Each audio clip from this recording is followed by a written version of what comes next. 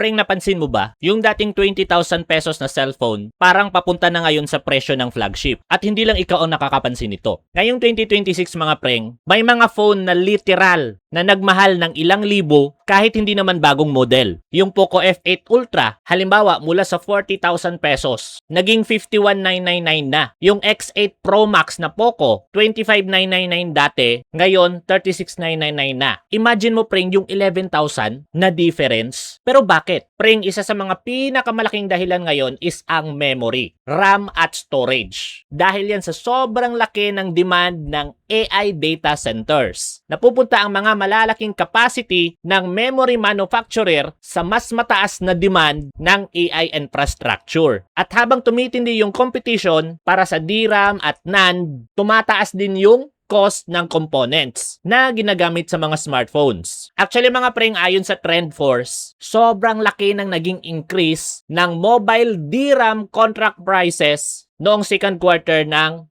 2026. Pero preng, lilinawin ko ha, hindi ibig sabihin na ang AI lang yung dahilan kung bakit nagmahal yung mga cellphone. Maraming factors yan mga preng. Memory cost, supply, manufacturing, exchange rate, pricing strategy ng mga brand, at iba pa. Pero yung AI boom, malaking factor siya sa pressure sa memory supply ngayon. At ito yung mas nakakainis para sa mga consumer. Pwedeng dumating tayo sa point na same budget pero mas konti na yung makukuha mong specs. Dati yung 20,000 pesos mo, makakahanap ka na ng sobrang lakas na performance na smartphone. Ngayon, kailangan mo nang mas maging mapili. Kaya kung bibili ka ng cellphone ngayon, huwag kang basta magpadala sa 2026 model. AI phone, 12 gig of RAM. Check mo muna yung actual chipset, yung camera, yung battery, yung display, yung storage, at pinaka-importante preng, kung sulit ba talaga siya sa presyo. Dahil minsan, mas magandang bumili ng older flagship phone kaysa sa mga bagong phone na mahal pero maraming compromise. Ngayon preng, gusto kong malaman, para sa'yo, magkano nga ba yung maximum budget na reasonable para sa isang smartphone? 10K? 20K? 30K? O feeling mo na dapat bumaba na ulit yung presyo? Comment mo nga sa ibaba at ishare mo na din to sa tropa mong naghahanap ng smartphone. Baka makatulong to bago siya gumastos. Pero kung naghahanap ka rin ng smartphone or smartphone accessories mga preng, check mo yung ating bio. Baka may makita kang unit na pasok sa budget mo. At posible may discount, voucher, or free shipping. Depende sa current offer. Preng, tandaan mo, hindi porkit bago, sulit na. Follow for more.